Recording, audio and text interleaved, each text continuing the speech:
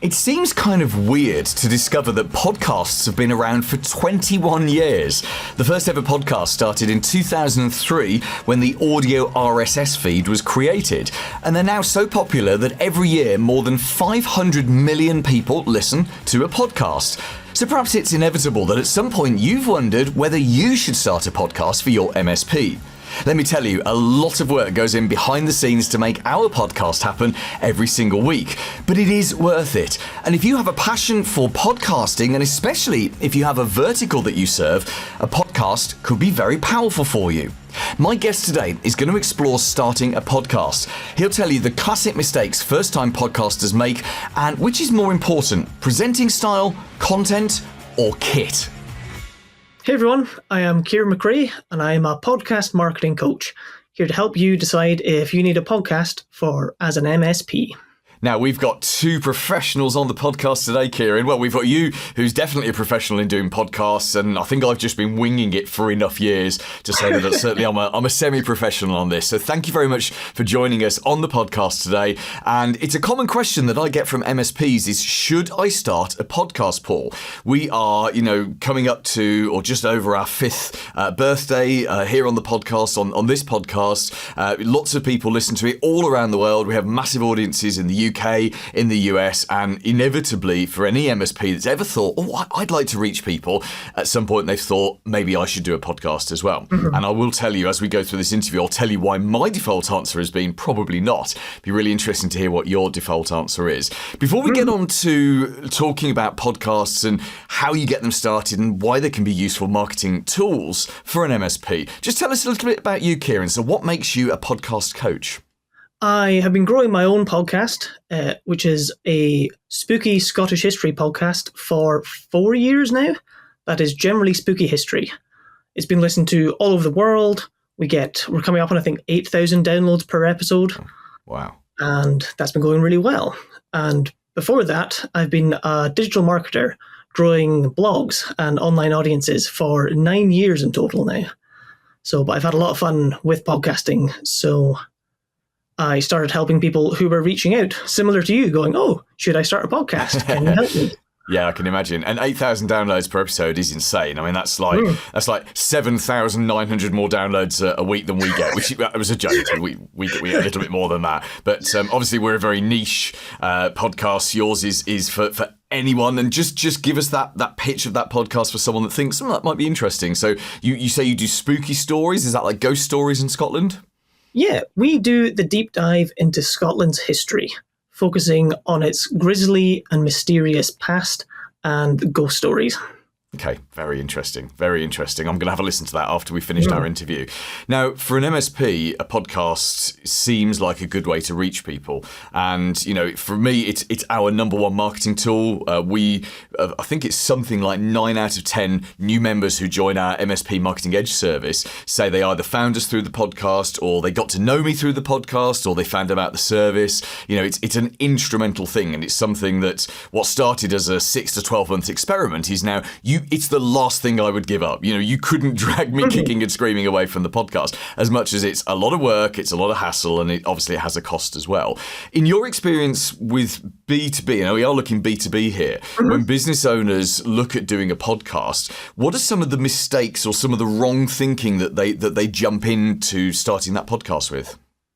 So it's interesting hearing your thoughts on it, because the biggest mistake with podcasts for any type, but especially with B2B, is a podcast won't help you find customers. You can't really find an audience with a podcast. What a podcast is ideally suited for is nurturing. So once people have heard of you, they've maybe come to your website, and then they make their way onto your podcast, they can learn more about you and your service, and you really build up a lot of trust. Yeah, 100%. I mean, we have a 3-step lead generation and marketing strategy I've talked about in this podcast for 4-5 years, where you build audiences, you grow relationships, and you convert relationships. And that's what the podcast does, is that middle step. It's growing relationships. Yeah. And, I've met people in real life who've said, I've been listening to you for 5 years, and it's nuts, right? And they know me because I'm there in their ears for 20 minutes. And obviously I've never met them, which is really cool. So I agree with you. It's not a place to acquire clients. It is a place to build build relationships.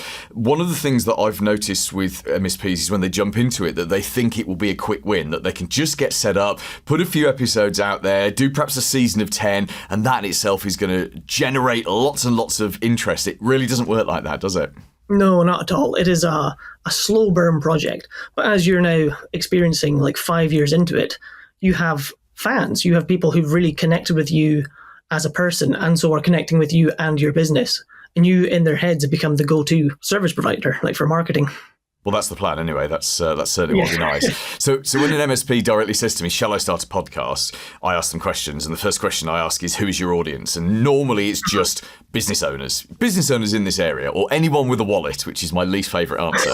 And my answer is normally don't start a podcast, primarily because I think it's very hard to reach an audience when your audience is everybody. And I appreciate business owners is not everyone, but that's too big. When an MSP says to me, well, we're in a vertical or a niche or a niche, so we want CPAs, which is a US term for accountants. We want lawyers, or we want veterinarians, or we want dentists, or all of the above. It's a much easier sell for a podcast, I think, to say, hey, this is the technology podcast for dentists. Particularly when you then, we wouldn't do it here in the UK, but in the US, you might say, this is the technology podcast for dentists in California, because obviously California is the size of the UK, certainly in people terms. Yes. Is that your experience as well, that the more defined and refined the audience is, the easier it is for you to reach those people and influence them? Yes, you are dead on. Whenever I'm doing coaching calls with clients, it's always an eye roll moment for me when we have a same discussion and it's really for everyone. There's something here for everyone. I'm like, well, you can't reach everyone. Because to reach everyone, you have to spend millions of dollars on advertising to reach everyone. And you just won't manage. You're buying a Super Bowl ad if you want to reach everyone. And realistically, your customers aren't everyone. So yeah, absolutely. You need to nail down your audience. And the more specific, the better. Because I think for podcasts, you could have 100 regular listeners and build your business from that. So the more niche you can go, the better, for sure. Yeah, absolutely. So how would you recommend an MSP get started with that niching down, if they don't have the beauty of those verticals that we were just talking about, but they're just appealing to business owners, decision makers in a wide geographical area? Is there somewhere that you would start? Scratching your own itch is the best place to start. So deciding if you're an MSP selling to business owners, decide which business owners you would like to talk to through your podcast, because your business can still market to businesses, but for your podcast, you should decide which group of people you want to talk to. So if you're going to turn up every week and have an interview with someone or provide like monologue style podcasting, you have to be excited about it, because it's very easy to see people who are disingenuous when you're listening to a podcast or watching and hearing them. So decide what excites you, which business owners you're excited to talk to, and then go from there. Yeah, that's really, really good advice. And Kieran, you won't know this because we met briefly just before we did this interview, but I did 10 years in radio before I started my own business. So for me, this is a natural extension of a skill that I've had since I was a kind of a late teenager, which is really cool. But I know a lot of MSPs, and in fact, this comes on to the two topics I want to talk about, which is kit and content. Well, let's talk about three. We'll talk about kit, content, and we'll start with presenting. A lot of MSPs, when they are thinking of starting, and I know loads who have started a podcast, and it's almost all of them have fallen by the wayside within a few episodes. The presenting is the thing that terrifies them the most. It's no different than when they're doing videos. So with your coaching, do you tend to do a lot of time working on presenting skills, or do you focus more on content and just let that natural passion come through? It's more on the content side of things, because I'm primarily a marketing coach, and a lot of where people tend to go wrong is with the positioning of trying to reach everybody. So it's helping my clients kind of narrow down who they're talking to, and then figuring out what their audience will want to hear. And then it usually ends up with the host getting excited about it, and that passion comes through. And then for the actual delivery and the presenting, just getting in reps is about the best thing you can do. Like, it's hard at first, but I think I saw you're on episode like 260 or somewhere thereabouts. Something like that, yeah. Yeah. So after 100 episodes, it's going to become easier. So if you just keep getting the practice in, turning up every week, it'll start to come together. Yeah, and the reason I'm vague about which episode is because I don't know which episode this interview's being played out, and that's one of our secrets is we've completely systemized it. So, and we work weeks and weeks and weeks ahead. So I'm interviewing you now. Where are we? The end of September 2024. But this interview might not be going out till early 2025. I don't know. I have a producer who figures all of that kind of stuff out. But we're constantly 8 or 9 weeks ahead of ourselves, which gets very confusing as the host, particularly when someone talks to you and says, "Oh, I loved your podcast this week," and I'm thinking, "What was in it? What were we talking about this week?" So coming back to content, and obviously MSPs are typically very technical people, very intelligent people, very, very passionate about technology. And unfortunately, the audience that they want to reach, although they know technology is important to their business, it's not a rub the thighs moment for the audience. So in an instance like that, how would you take that really techie content and sort of not water it down, but make it relevant to the people that you want to reach? I would say spend a lot of time thinking about specifically who you're talking to. So although you'll be talking to your microphone, you want to imagine a person sitting on the other side of that. So it might be that your typical customer knows as much as your mum does about technology. You're around helping her set up the skybox and everything, telling her what's going on, and she's sort of smiling and nodding, happy it's getting done. So if you keep that in your head, you can imagine you're sitting here telling your mum about the services you're providing and the technology. So that kind of stops you getting too in the weeds when you can imagine it doesn't have to be your mum, but that person kind of starting to gloss over. Because as a self-proclaimed nerd, when you get really in the weeds talking to someone and you've lost them, you can see it. See it in their eyes. They're nodding, they're smiling, but nothing's going in.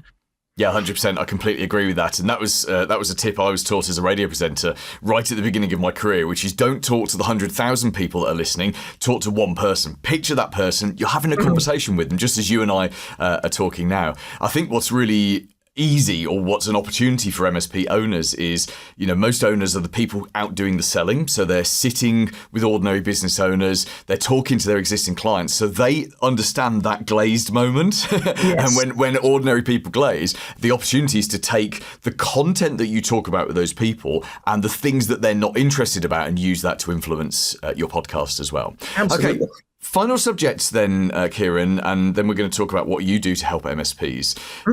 Let's talk about technology and kit in particular. Now, MSPs often jump straight to the kit because it's the most exciting thing for them, and they'll talk about, we do this as an audio, but we also video it, and I've got a green screen setup. I've got a dedicated space in my home office, with all the lights and the camera and the microphone. But all of that came after 3.5 years. When we started, it was me sat in in an industrial office unit on the edge of Milton Keynes with a £40 microphone. And if you go back and listen to episode 1, which we don't even have videos for, it's just audio only, you can hear the echo, you can hear my presenting style isn't there, the format's not quite there, all of that kind of stuff. So what do you recommend for those people who just want to dip their toe in it, try it, quit it to, 5 or 6 weeks and have a go? What do you recommend that they do kit-wise?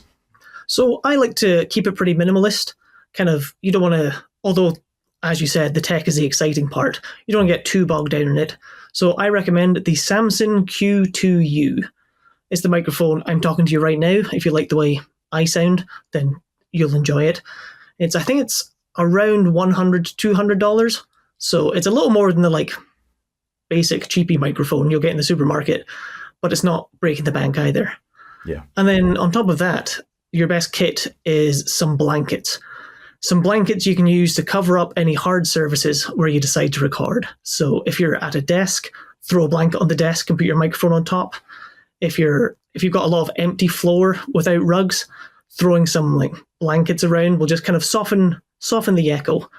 And then some cushions in the corner if you're in a square kind of office unit as well. That does a lot to stop the worst of the echo coming around. And just that little bit of sound treating the room, we call it, will do wonders and just kind of give you that professional sound. Yeah, completely agree with that. In fact, I've got one of my very good friends who still works in radio. He does radio shows for national radio stations from his understairs cupboard, surrounded by blankets. I mean, he literally sits with the blanket. Next to him, he's got one on the door. It's exactly as you say. There's no professional soundproofing, and you wouldn't know that he wasn't in a professional radio studio in London. So, Kieran, thank you for that great advice. It'd be amazing. And by the way, if you are an MSP and you decide to start your podcast, will you drop me an email and let me know? Because I'll have a little listen and subscribe to you on like Apple or on Spotify or something. Our email address is hello@mspmarketingedge.com, and that's how you can reach me. Kieran, tell us what you do to help MSPs get started with their podcasts and grow their audiences. So I am a content creator, and I'm creating content at podcastmarketingpuzzle.com. That's where all my free resources are for starting and growing your podcast. I have a 5-day podcast marketing fundamentals course, which I highly recommend. That goes into the details of like positioning yourself correctly, deciding who you're talking to, and how you'll get those first listeners. I also offer consultations. So if you want some like one-on-one help, then you can book an appointment and we'll jump on a call and get you started. Get in touch with me at podcastmarketingpuzzle.com. Paul Green's MSP Marketing Edge.